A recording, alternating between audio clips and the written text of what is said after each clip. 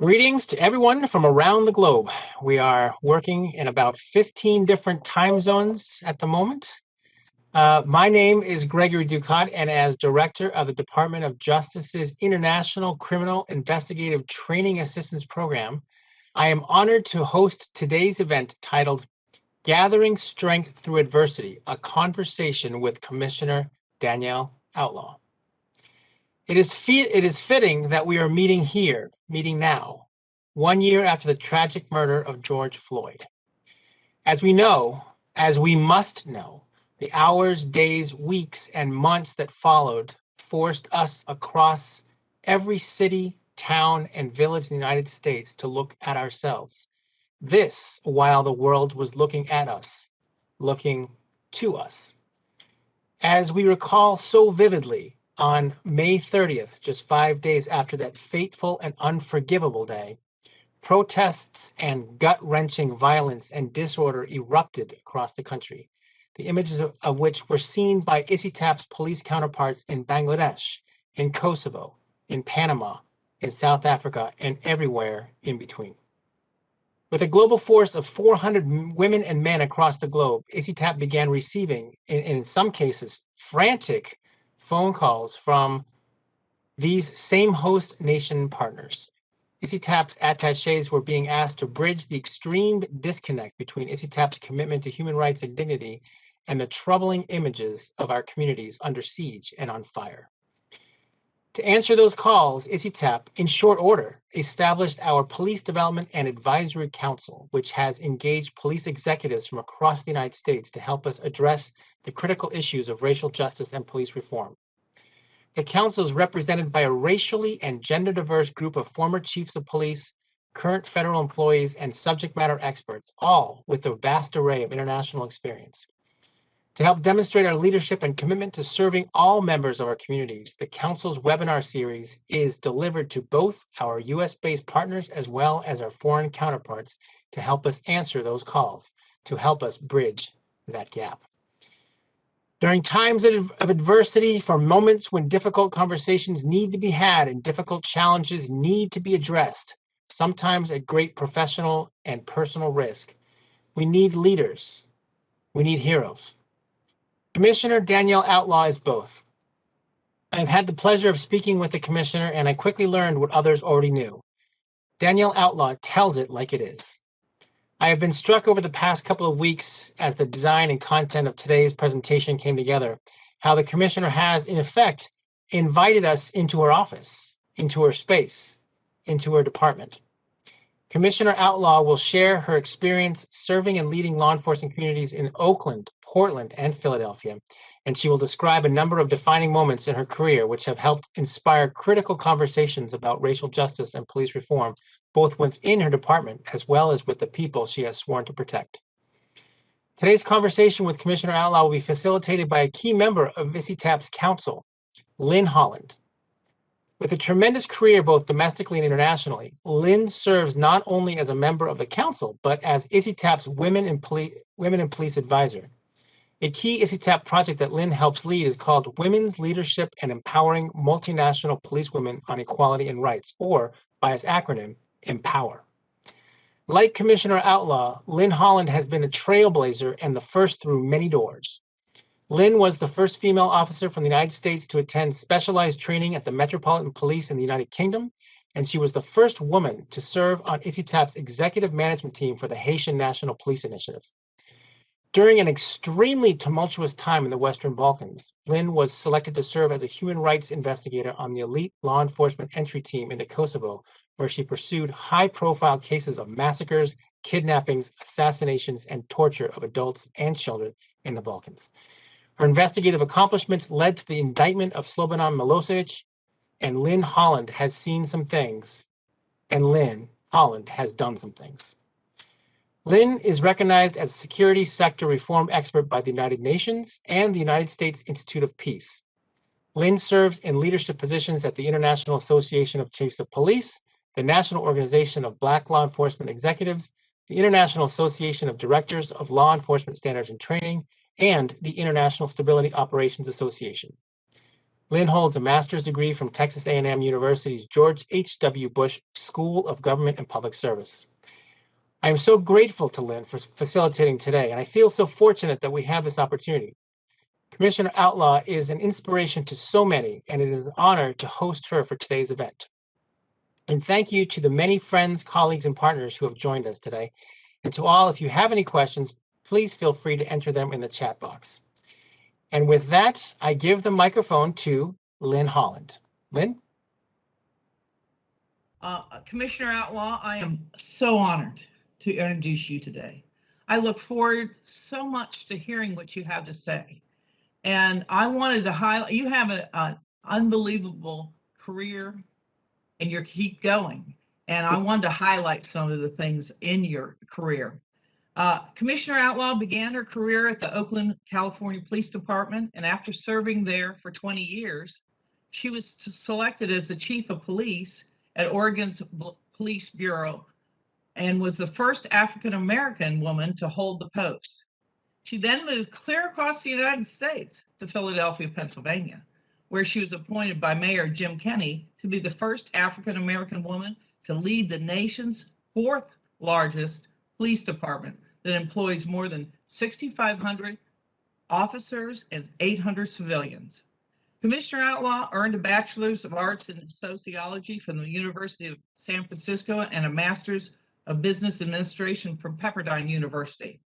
She's also a graduate of the Police Executive Research Forum, Senior Management Institute of Police, the Major City Chiefs Association, Police Executive Leadership Institute, and the FBI National Executive Institute.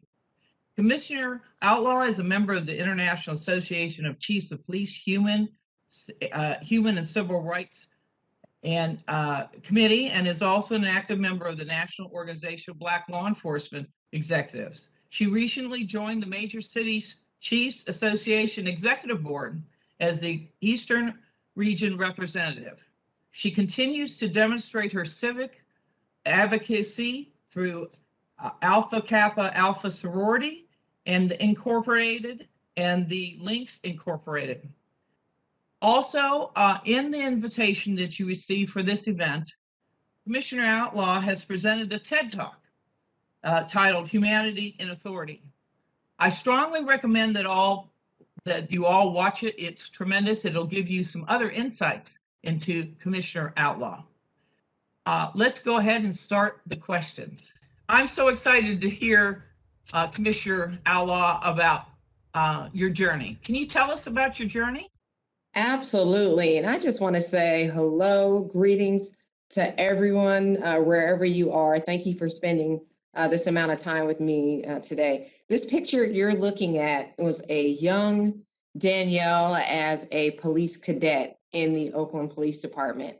I had the opportunity to be introduced to law enforcement in a somewhat non-traditional way, in the sense that while in high school, I had, I'll call it a dare, so to speak. So while I'm in high school, we had this break in between semesters, and we had to do some form of career exploration. And as a sophomore, the off-campus practicals or practicums, as they were called, really were saved for the upperclassmen. And so they dared me to put my name on this list for the Oakland Police Department that I knew full well were for the upperclassmen, but I did it anyway. And lo and behold, I was one of the very few underclassmen to be selected to participate in this 2-week program. And so while I didn't think I would have the opportunity to do it, I said, you know what, let me go ahead and check this out. But before I'll tell you about what happened in that 2-week period, I'll just briefly tell you this. I didn't come up in a family with law enforcement. I didn't come from a legacy of law enforcement, which I quickly learned was a huge thing here in Philadelphia. You see grandparents and spouses, aunts, uncles. I mean, law enforcement is embedded into families where children grow up seeing and admiring their loved ones, wanting to aspire to become police officers because they're surrounded so much by it. So they have the opportunity their entire lives to have positive interactions and opportunities of fellowship with police officers in non-enforcement ways from a very early phase. I didn't have access or exposure to that. But it was quite the opposite, honestly. My exposure early on to police were loved ones in my family being taken away from me because they were arrested. And as a small child, you don't think about the why of the arrest. All you think about is, this outside authority came into our home and took away a loved one, because we see them as human beings and people and loved ones, right?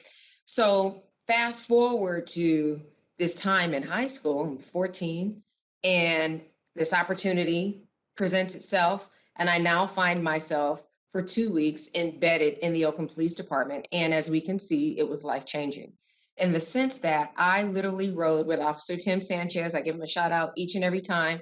We're still in contact every now and again. He's happily retired. But I rode with a police officer for 2 weeks.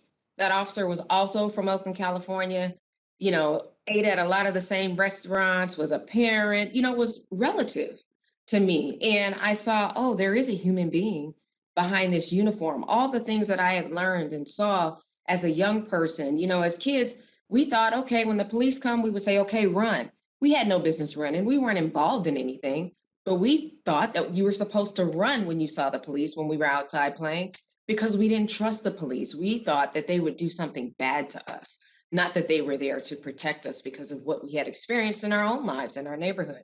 So having these positive interactions with Officer Sanchez over this 2 week time period and learning more about the police department actually kind of opened my mind to saying, okay, there is a there. There's something else here. This was also during the time of Rodney King. The riots were going on in Southern California.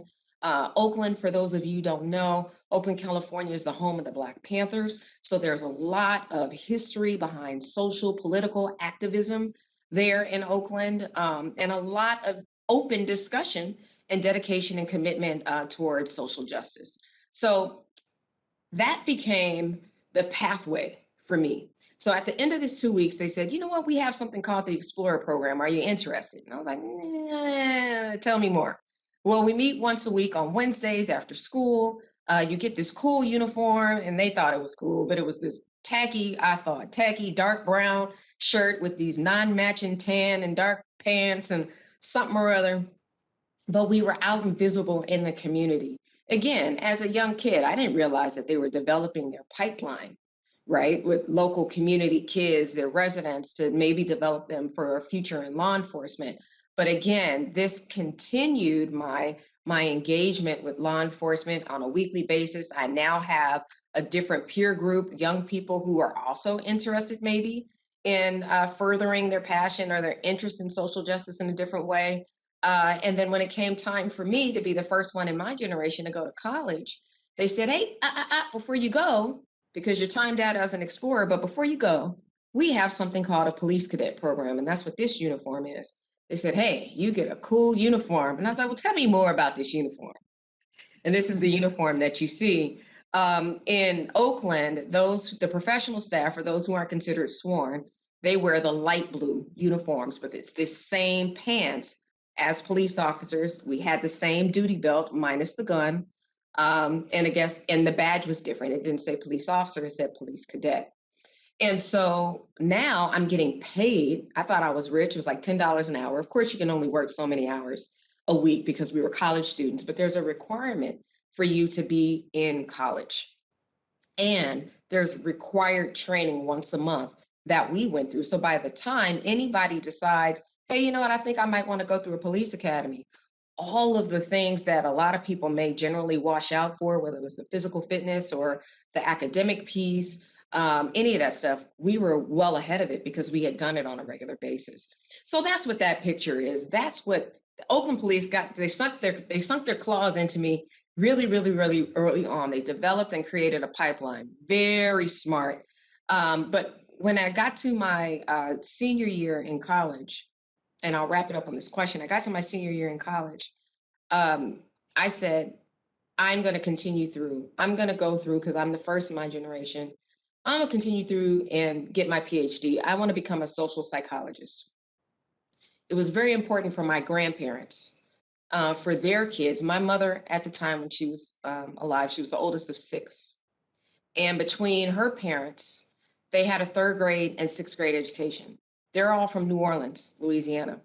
And so my grandparents sent my mom first to California with the next sibling in line to San Francisco first until they can save up enough money to send all the kids. And then my grandfather came last. We call him Granddaddy.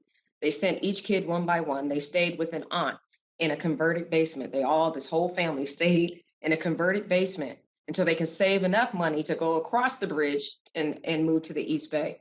My grandparents retired working at UC Berkeley, or we affectionately call it Cal Berkeley. My grandfather retired working in the cafeteria, and my grandmother retired cleaning the dorms there.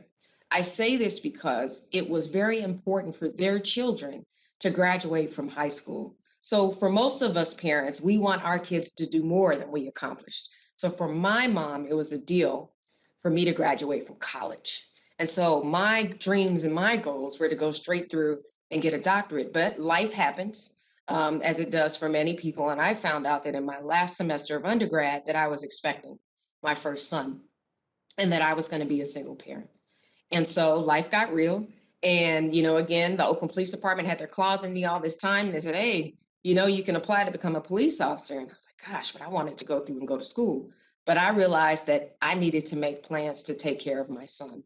Of course, there's aid out there, but I didn't want that stigma. I wanted to be able to provide for him on my own. And the biggest thing was I wanted medical benefits in case anything happened. So when my oldest son was just 2 weeks old, I tested. And I remember taking the physical agility test. I was still in stitches. I had no business out there. But that's how determined I was to be able to provide. And that's what I did. I went through the academy with a newborn. And, it's been history ever since. I went back to graduate school, I always said, because I wanted my kids to see that at least obtaining an undergraduate degree wasn't an option for them. And, obviously as a parent now, my oldest son, he gotten his undergraduate degree, and my youngest, he's still in school. But I recognize school isn't for everybody, and especially with the pandemic and everything else, the importance for me was to show them that they too have to be positive contributors to the world, not just their communities, but as young people, teaching them what, being an advocate and what a positive contributor to your local community looks like. But as they get older and evolve and develop and grow socially, what your contribution to the world is going to be. So everything that I've done that got me in my chair, just as a police officer and now here, is all thoughtful, thoughtful decisions about what am I doing to contribute? What am I doing to give back? But even most important, what am I showing my children? Because when I'm not here, what are they doing to leave behind in their legacy? Thank you. You gave us a lot of good ideas about what executives might be able to use for recruiting efforts. You need to start young, start in the high schools, and then follow it through college. I thank you so much for your comments. Commissioner Outlaw, how did your family respond to your desire to become a police officer? So I will tell you this again, I don't come from a history of law enforcement in my family. Now, my grandfather, my uncle, and my dad, that's my mother there, that's my dad there. And underneath the arm is my oldest son at the time, and that little pea head at the bottom left, standing in front of my mom, was my youngest son. That's when I was getting promoted to sergeant. And my oldest was supposed to pin the badge on. And when he did it, I made him think that he stabbed me, and I went like this, and then he got startled. And so my dad stepped in. But all of that to say, they had something called family night, because at the time it was beginning to come to light publicly that, hey, we have a problem in law enforcement with high rates of suicide, high rates of divorce, and families were feeling disconnected. A lot of the same conversations then that are still being had now. How are we focusing on employee health and well-being? And how are we bringing families in so they're not feeling disconnected from my loved one's experience? How are we explaining to them that the loved one that you see today might not be the same one you see in 6 months, 6.5 months after this academy, or maybe in 3 to 5 years when cynicism kicks in, or all of these things, right? So they had something called family night. And again, my oldest, his little legs were bunched up like this because he was weeks old and he's in his seat. And my mom was afraid, just flat out afraid. Parents, we're parents, right? And my dad stood up and embarrassed the daylights out of me. I don't know if you can see my face, but I don't think I blush. I didn't turn red, but if I could, I would have that night. And he stood up in front of my classmate, all their family members, my recruit training sergeant, my recruit training officers, and stood up in front of all of them and said, I don't think my daughter belongs here. Wow. Right? You could just see me kind of do this. Wow. And tell us more, right? I don't think my daughter belongs here. I think it's a waste of an education. Now, remember, I don't come from a family with a post-secondary education. It's a waste of an education. There's some few filler content, some things he said in between, and he ended with, this is beneath her. I was floored. Translation, I'm also afraid. She worked very hard to go to school, and I think there's other things that she could be doing. Truth be told, he wanted me to be a flight attendant so he can travel around the world for free. That's really what he wanted. But to that night, I was like, gosh, please don't let me get picked on throughout the whole rest of the academy for this. And of course, they remembered me in the academy because of what my dad said, but they also understood the genuine concern of what families are feeling about sending their loved ones into the police academy in a city like Oakland. I share this because now, fast forward to me out of the academy, out of field training, I'm out on my own, I'm a full-fledged officer, no longer being shadowed, I'm a cop. They assigned me to the district in East Oakland, where I'm from. And it just so happens is where my dad lives. At the time, we had pagers. I'm dating myself. We still had pagers. And he pages me, or on beeper, pager, whatever. And I call him back, and I'm thinking it's an emergency. Why would you page me when you know I'm at work? And he says, I got this car that's been parked across the street for X amount of days, and I need you to come pick this car up. And I'm like, wait a minute, I'm not your personal police, right? So I've seen this evolution of, I don't think you should be here, to this proud, just proud that my cop is an Oakland police officer. So you see the looks on their face. They're definitely proud. My grandfather, every time I walked in the house, he showed how proud he was. He would find a reason to talk about the police. So even though we don't have a history of having law enforcement in the family, and we might not be one of the most trusting families of the police, there's been some very interesting conversations around the dinner table. There's still a sense of pride, knowing that I'm in this seat and doing what I can to move forward. And I think, as we talk a little bit later about recruiting, it's really important to talk about community support and support from family in recruiting the next generation of police officers. Absolutely. I really appreciate your candid thoughts. It brought memories of my grandmother saying, you can't become a police officer. You can't do that to me. I said, what do you mean by that? And she said, I can't worry. I just can't worry. And so I appreciate your comments because it does affect the family. And if the police department handles it correctly, then the family will feel included and have a lot of pride. So what was your motivation to take the ultimate step in your career and apply to become a police chief? Many officers never do that. Yeah, I think it's easy to kind of sit back and just say, oh, this should happen, or this should happen, or sit back and be disgruntled. And I'd gotten to a point in my career that I knew I had a lot to offer and that I could add value in a far greater way if I was the final signature. It's a big difference between being the number 2 or even being on an executive team. At that point, you're recommending up. But it's a big difference when you're the final decision. And I know outwardly, the public sees, oh, well, you have stars or something, you have rank. That means you have some say or some influence. That might be true to a certain extent, but if you're not the final signature, meaning if you're not at the top of the organization, it could still go by the wayside. And so, given that I'd invested so much, not only in myself, but the experience that I'd gained in my home department in Oakland, which is under a negotiated settlement agreement or a consent decree, we were involved very early on in a lot of transformational work. Some people call it either a reform or transformation or whatever it is, but a lot of profession changing work very, very, very early on.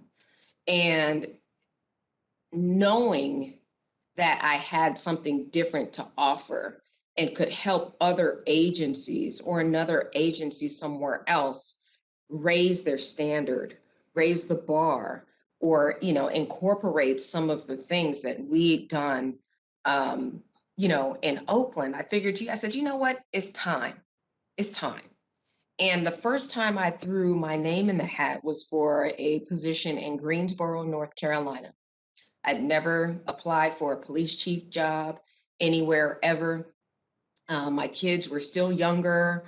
My family, I was married at the time. We would have had to move again across the country. And my mother, who I'd been her caregiver for many years, her health wasn't the best. And it would have been a huge sacrifice, but they were on board to do that.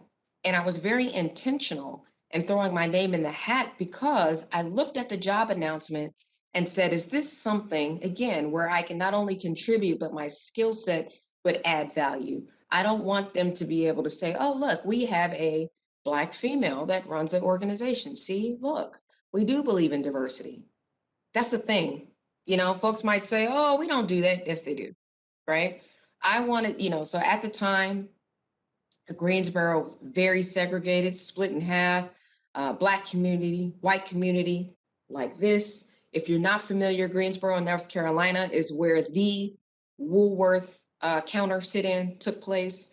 Again, a lot of similarities between Oakland and, again, Greensboro with the history of political, social activism, a lot of historically Black colleges, universities there, if not directly in the area, but in the region. So there's a lot there. And I said, my boys at the time were at ages where they could seamlessly transition into college and or a new high school. And I said, okay, this could work. And so I went through the process. And again, having never gone through a process, and it's a very public process, and I came out number 2. And I was number 2 to the insider, the person who already worked there. And the city manager at the time, I think, took the easier route. It's easier to take the person from inside as opposed to going outside for many reasons. I think they're obvious in that it's, folks internally generally want the internal pick because they don't want change. There's 2 things that we all know as cops we don't like, right? Change and the way things are. So it's easier to go with an internal candidate because there's probably not going to be a lot of movement. With that said, what they were looking for was a change agent. So it didn't really align there.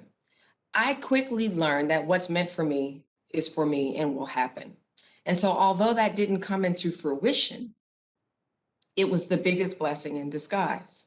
Because shortly after that, I lost my mother and I was able to be there and present with her without the distractions of what I know and the stress of moving across the country, finding a place to live, being on literally your first, sometimes half a year, almost the first full year as a new chief, all these things. I was able to be present home, with family. So again, it was a blessing in disguise. Shortly after, the community wasn't happy with the selection that was made. And I spoke to the chief who was selected. And I don't wish that on anybody, but they protested at his swearing in ceremony. Again, what a terrible thing. It's supposed to be a big deal. And they came and they protested because the community said, no, that's not who we wanted. We wanted this person. And even when that chief retired and the position came open again, people reached out to me and said, would you consider coming back? Now, I was already the chief in Portland by then, but I had to learn then to take a no, and to take a no gracefully. And I would love to say, learning to take a no, just that phrase is mine. I learned that from a colleague, and I had never put words to it, but I think I would like to say that I'd always carried myself in that way, because you have to learn to take a no gracefully to make it to these seats when you're me, right? But I did that, and I think people saw that. After I put my name out there, oh my gosh, the floodgates just opened. Everybody, how about, we want you in this recruitment. We want you over here. We want you over here. And I had to say no, thank you to some of these, because again, why do you want an outsider if things are going great? Do you just want a diverse candidate pool? Do you just want to be able to say, what are your issues? That's not my strong suit. No, thank you, right? So it was moving with intention. And I will certainly tell you that after the passing of my mother, I became very clear that anything that I would do, if I wasn't doing it already, it would be done with intention and purpose. So that's how I got there. You know, I knew that I could do more, and I had gotten too comfortable where I was, meaning I can come to work, do this in my sleep, and move on to the other thing. And I'm not saying it was easy. I mean, I knew what I was doing. It was still stressful. The work I was doing was stressful because they gave me all the hard stuff, right? But I knew that I could be adding more value if I took the next step. Well, moving with intention, I like that. Absolutely. And I really appreciate you expressing your, journey of no's. Can you share a situation illustrating how you still have to justify your existence? Yeah, there's a few of them. I will say this. So, we talked about my journey to get here, and a lot of folks on the outside, or some of us even in these seats, they may think, oh, you have the stars, you have the rank, it's celebrity, it's glitz, it's glamour, you run a department, you're the final say, it's all these great things. But guess what? When it's all said and done, when I take this uniform off, there's still a very ignorant cadre of individuals, of human beings in this world. And I still have to deal with that. And whether they know I'm a commissioner or not, I still have to deal with that. I mean, heck, just yesterday, day before yesterday, somebody called me a disgusting human being. And we could talk about that in a little bit. And they knew I was a police commissioner. But this picture here, it was in front of the Oval Office at the White House a few years ago. And I was the Portland police chief at the time. And I was traveling with a group of police chiefs from all over the world. There was about 50 of us. And we had access to the White House. We were doing a White House tour.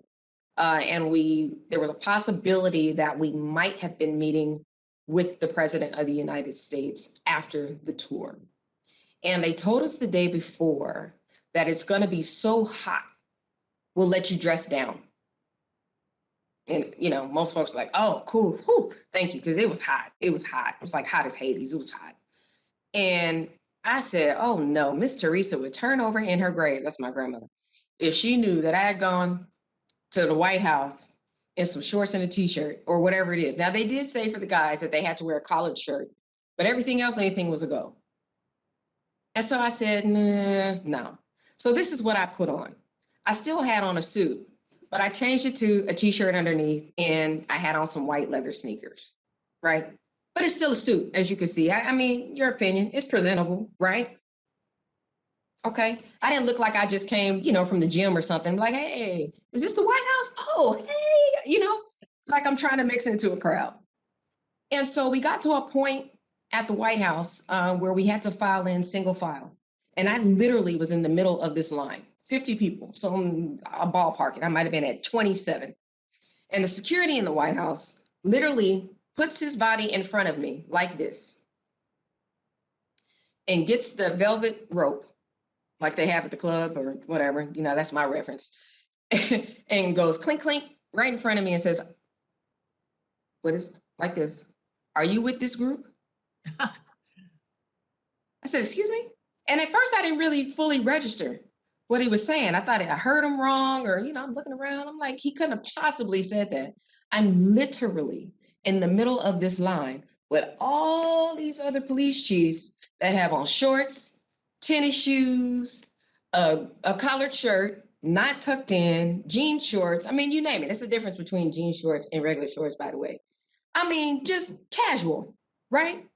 And you have me like this. And he asked it again. And then I realized, oh, he did just ask me if I belonged here. He questioned my existence in the White House on this day with all these other police chiefs, nobody else, just me. Now, I will say I was the only one in my class that looked like me. But why does it matter? It took my colleague at the time, who was standing directly in front of me, to turn around and vouch for me and say, yeah, she's with us. And then the chief from Cincinnati came over. Yeah, she was 2 people. And he goes, oh, okay, I'm sorry. And then lets me in. And at first I was like, okay, I'm a little peeved. Actually, I'm a lot peeved, but whatever, I'm at the White House. It was a big deal for me to be at the White House. Why? Because everybody, and I don't know how this is on the East Coast, I haven't talked to enough people about it. On the West Coast, it's a big deal in the 8th grade to go to DC. It's the Washington, DC trip. My mom couldn't afford it. She couldn't afford to send me. So I didn't ever get to go. And everybody, you know, so they find something for you to do. You didn't get to stay home, but they find something for you to do. So you know, it's it's all the broke kids that left, you know, cleaning any chalkboards or something, you know. I never got to go to DC. And so on this trip to the White House. And it was so important for me to be able to send my sons to do that. And I saved my money so they could go on the Washington, D.C. trip and do all the historic sites. And heck, even came here. My youngest son, my sons came in the Philadelphia before I'd even made it here. But I say all that to say I never was able to make the trip. So I was so excited to be there. I brushed it off and I said, all right, let's keep it moving. Then we go to the Arlington National Cemetery. Same thing, same reasons. All I could think about was the changing of the guard, changing of the guard, changing of the guard. For our group, they chartered this customized tram. It's pretty long, it's very nice, but it's a tram. And if some of you have gone to places like Universal Studios or the outdoor amusement parks where the rides, where groups of people go in these little trams, that's what it was. But it was a privately chartered tram. And we had access to parts of the cemetery that other groups didn't. And we can park in other places that other portions of the public could not. And so we got to the Kennedy plot. I'm not big on cemeteries, but I said, oh, this is the Kennedy plot. Let me check it out because I've never been here. I didn't get to make the 8th grade trip, right? And so the tram parks and I walk up the hill because it's on this big hill. I walk up the hill and I go, wow, this is the Kennedy plot. And I took a minute, I reflected, and I said, okay, I got it. And I started to walk down early because everyone else was still there. Like I said, it's not really my thing. So I started to walk down the hill and to get back on the tram. And the guide for the tram says, oh, no, no, no, no. Your tram is down there. I said, excuse me? He said, your tram is down there. I couldn't get a word out edgewise. He kept telling me I didn't belong there. I wasn't with this group. There's no way I could be a police officer, police chief, or any of that. I said, sir, my water bottle literally is right there. He's going back and forth, back and forth. It just so happens the same Cincinnati chief that witnessed what happened in the White House now sees, I don't know if my face, something was about to come out. I don't know what, but he said he saw my facial expression. Now he's trotting down this hill. He picks up his pace and he goes, no, it's almost happening like slow motion. No, she's with us, because he knew what was going on. And it wasn't until he intervened that the tram coordinator or the guide or whomever says, oh, I'm sorry. Sometimes people get confused and think this is for him. I didn't realize. He goes, "You're with the FBI?" I said, "I've been telling you for the last 5 minutes that I'm with this group." And so we get down to the changing of the guard. And he says, "Okay, it's time to get off. Everybody off." And I sat there like this. I said, "I'm not getting off." And apparently it was his break time. He said, I'm not getting off. Because at this time I was so angry. I could feel the tears welling up in my eyes because no one realized how hurtful this is to any human being, to have to constantly tell someone why it's okay to be in your own space and why it's okay for you to belong, regardless of how educated you are, how hard you work to attain, where you are in your professional career, how nice of a human being you are, all these things, right? To constantly have to be on the defense and explain to someone who just woke up that day deciding, I get to determine your fate. So he was like, "Well, ma'am, if you don't get off, you're going to miss the changing of the guard." And I said, "That's all right. I don't care." Knowing that's the only thing I woke up for that morning was to see the changing of the guard. And so I share that story. And sometimes I tell folks, I wanted literally, of course, this was pre-pandemic. I literally wanted to go like this on my hand and wipe the whole thing and say, "This whole tram is mine." I'm not petty like that, but that's really where I wanted, because he had no idea of what his actions did to me. And if he did it to me, what are you doing to other people? And again, I'm a police chief at that time. I'm a police commissioner now. But when I take this uniform off, I still have to deal. And again, when I have it on here in Philadelphia, I still have to deal with all the isms structurally, institutionally, that have existed for hundreds and hundreds of years. So that's why this picture is significant. That's why I tell this story, because anybody who says, "Oh, that doesn't happen. Oh, that doesn't exist here. It's 2021. We're beyond that." BS. I call BS. Thank you very much. It's so important to recognize human dignity and respect, and that we all deserve that. And thank you so much for sharing that story. I think we have we all will relate to having an opportunity to go do something and then have some adversity. I have a quote that I found that that you said, "When people hear reform and accountability, all the things that come along with it, the immediate thought is somebody's going to come in with a heavy hand and discipline their way out of everything. That's not my style. I want to create a performance culture." Can you describe what performance culture looks like? Yeah, and I think it's important to make that determination. I mean, we in law enforcement, we're paramilitary, there's hierarchies, there's chain of command, there's directives, policies, procedures, everything's black and white, right? And we think that if it's not here in writing, then either it doesn't have to happen, we don't get to discipline for it if it isn't in writing, or we can't speak to it if it's not in writing. And we're so focused on discipline, discipline, discipline. That's what we use to incentivize.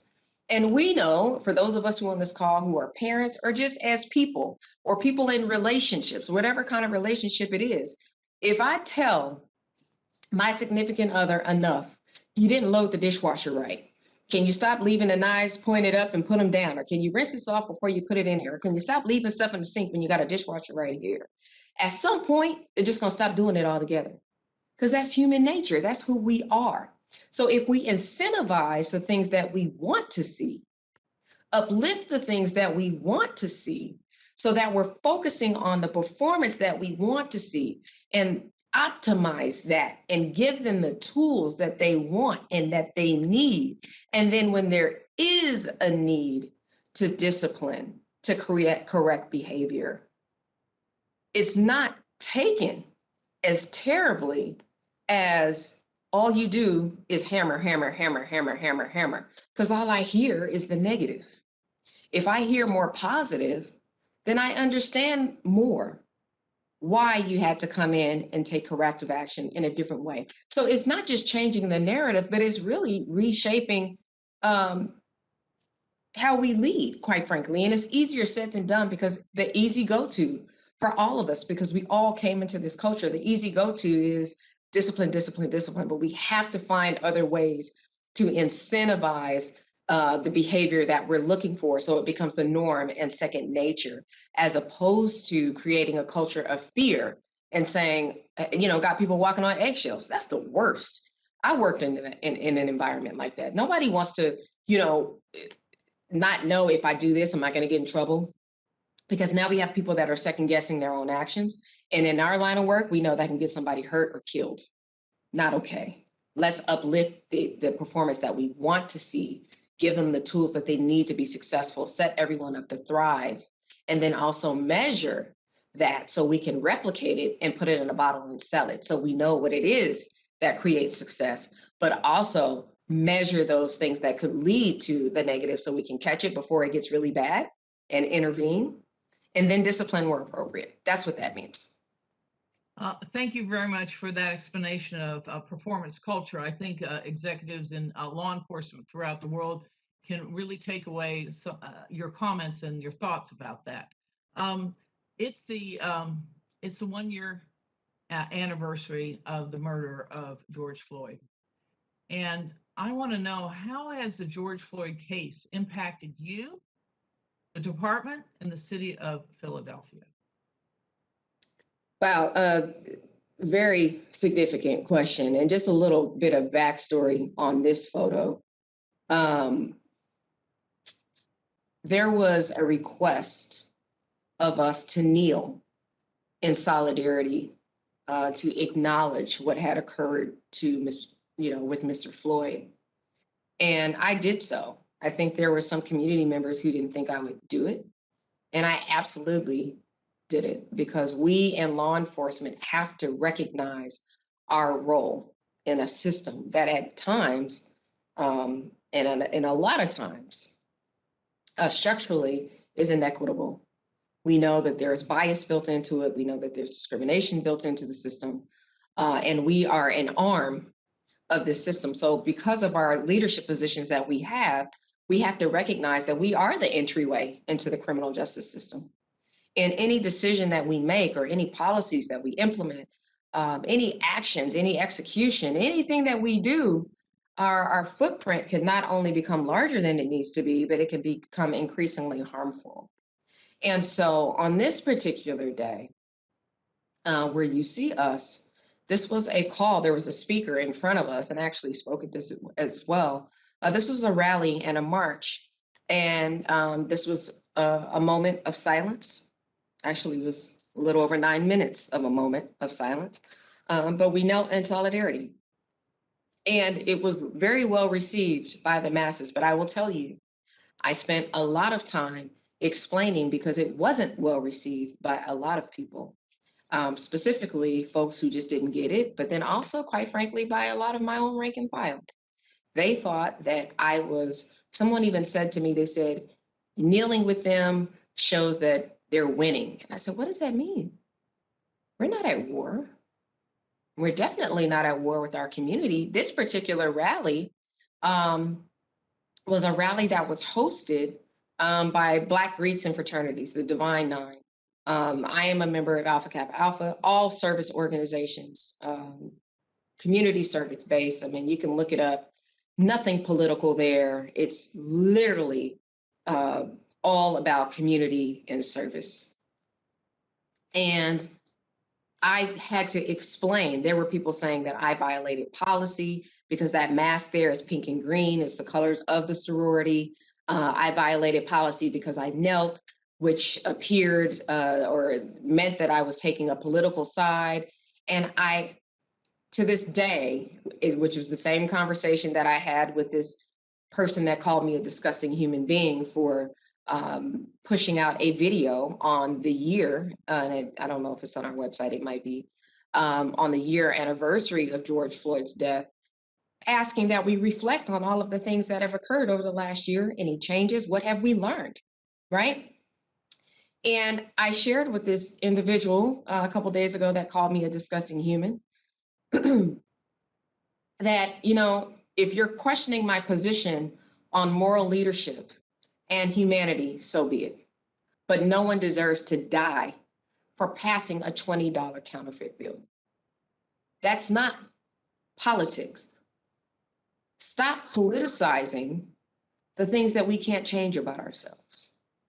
So if you're telling me that I'm taking a moral stand as a leader and, for humanity, all the things that make us us, right? And by doing that, it's a political position or statement, shame on you. Shame on all of us. And I think that's where we found ourselves over the last 4 years. So anytime now that we have the very crucial conversations that need to be had about race and policing, are you saying I'm talking about politics? Are you politicizing something that I can't change? If I'm talking about gender, am I politicizing that? I woke up a Black woman. I just happened to choose this career. So is that political? The answer is no. And there need to be more people that are willing to speak up about this, and they don't necessarily have to look like me all the time.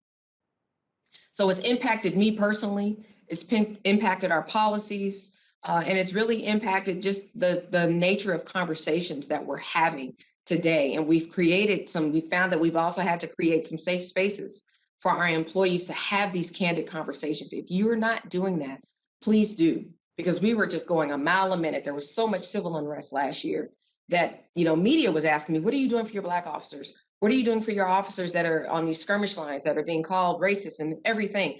People needed places to articulate what they were feeling, the cognitive dissonance that they were experiencing, the people that were saying, I am burnt out. That could have been me. I mean, we all are having these conversations around our dinner table, and then we have to go back to work and put this uniform and represent, what was happening there. So please make sure you have safe spaces built in for your employees and even for yourself, because it's very difficult, can be very challenging to navigate not only the narrative, the public narrative, that maybe cops aren't seen in a good light, but still moving on and wanting to, create change from the inside.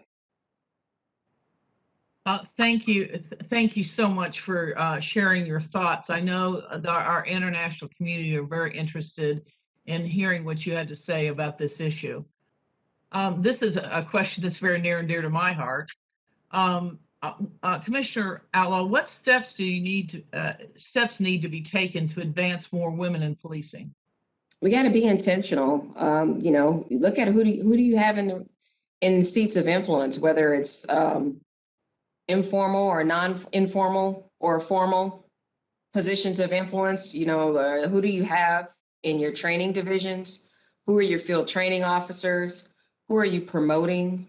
Who are you hiring? How are you marketing, right? If you still have people rappelling out of the sides of helicopters and doing all that stuff, we're not doing all that. I mean, some people I might want to try it, but I'm not doing that, right? Are your policies, whether intentionally or unintentionally, restrictive? Are there institutional barriers that are put up that might keep me from even being eligible to apply in the first place? Look at your policies to make sure that you're doing everything that you can to increase representation. You have to promote equitable hiring at the onset, promote equitable retention at the onset, promote equitable promotion at the onset. And I know contractually some of us might be bound in some of those areas. Look at your policies. Is the language gender neutral? It's a big thing, big thing. A lot of people don't want to go work somewhere where they don't see themselves. And I remember when I first got here, I asked for a particular policy or a job classification, and everything it said was the police commissioner and his, the police commissioner and his. And I'm like, oh, whoa. This might have been acceptable when you first built this building that we're in. This building is old. I don't know if you guys have seen it, but we need to adapt with the times, right? What are we doing to ensure inclusivity? And it's not just women. I mean, some people don't even identify with a particular gender anymore. What are we doing to make sure that people feel welcome? Are we promoting diversity? Are we saying it's okay? Am I saying I want all these unique things about you? Please come join us. And then we hire you. And then we sit you down and say, all those great things I said I loved about you, forget it. You're going to be one way. So look at your policies, be intentional, and ensure that our culture is respectful and supportive and inclusive of women in all ranks, regardless of, what role or whatever job that you try. And I'll leave it at this because I know we're running out of time. We are part of something called the 30 by 30 initiative. Take a look if you can. It's 30 by 30 initiative.org. It's actually 30 and then the X 30, the number 30 initiative.org. But we took the 30 by 30 pledge where we have pledged to have 30% of our department be women by the year 2030. Thank you so much for those comments. We are running out of time, and we've got questions from all over the world. The first question I've got is, Commissioner Outlaw, you've put forward a lot of organizational innovation ideas in your violence action plan for the police department. How is the work progressing? It's progressing well. I will tell you this, one of the most challenging things, though, is the plan, and then you can find it on the website, www.phillypolice.com. All of that stuff that I put out there, none of that stuff was funded. So I came in and I said, here's what's going to happen, but we didn't have funding for it. So one of the biggest challenges is that I'm trying to identify funding as we go, which we are successful in doing. You can also find our 2020 accomplishments from that plan on the website also. So there's clearly defined goals that have been laid out, some of which have been met, but the accomplishments are also in the plan as well. The one thing I want to point out about the plan was people were asking me, what's your plan? What's your plan? And they were so focused on crime, they thought I was going to roll out this plan only about crime. 3 pillars were instituted when I got here: organizational excellence, crime prevention and reduction, and community engagement and inclusion. And I did that because I want to ensure that we prioritize everything that we do within those pillars. You can't have one without the other. You can't get crime down without engaging and including community. You can't get witnesses to come forward without that trust. And you can't get crime down without giving people the tools that they need. That's organizational excellence, all things internal, right? Training, accountability. Public's not going to come forward as a witness if they don't see us holding ourselves accountable. So anyway, it's all interrelated. It's on the website, but I'm actually pleased with some of the things we've been able to accomplish. Now, the crime piece, as is everywhere here in the United States, is we've seen unprecedented increases in our homicides and our non-fatal shootings. And what researchers are finally starting to come out and say is they believe it's due to the pandemic and all of the social determinants that have been exacerbated by the pandemic. Now, Philadelphia, being as large as it is one of the poorest major cities in the country. So poverty, we also know, exacerbates a lot of what we're seeing here. And again, education, housing, if folks don't have jobs or access to capital and wealth, we see it being a very strong driver in a lot of the violence that we're seeing. Thank you. I've got, I think I've got time for one more question. We've got plenty. Hopefully that we can forward them to you and you might be able Absolutely. to respond. The last question I'm going to ask is, can you please ask Commissioner Outlaw about her department's best practices in engaging minorities, particularly the Muslim community, in relation to PCVE? Thank you. So I will tell you, coming here to Philadelphia, I was so appreciative of the fact that there are already very strong ties between our faith-based communities and the police department. And there's a very large Muslim population here. So not only is it important for us to have connections with our local churches, and our pastors and our priests, right? But it's important for us to have ties with our imams and our mosques. And a lot of our rank and file are also Muslim, practicing Muslims. And it was great for me to push out an email, for Ramadan. So all of these things, when we're talking about promoting diversity and celebrating diversity, it's not just, in race, ethnicity, gender, it's also in religious practices. So I think it's important I think it often gets forgotten, at least I've seen it, in my past life, in my other agencies, we talk about other religions a lot, but we don't focus as much on the Muslim community, but we do that a lot here, and I'm actually pretty proud of that. Excuse me, I just want to say, Commissioner Outlaw, you truly motivate, you truly inspire, and you give everyone an opportunity to see that they can lead with their own style. And that is so important, and to be true to themselves. And I thank you so much for your time. I'm going to turn over the program to Director Ducat. Wow, that was amazing. I was expecting great things, and we received even greater. If this were a musical performance, you hit every note. You provided us with the information, vision, and inspiration that we are desperately in need across the globe.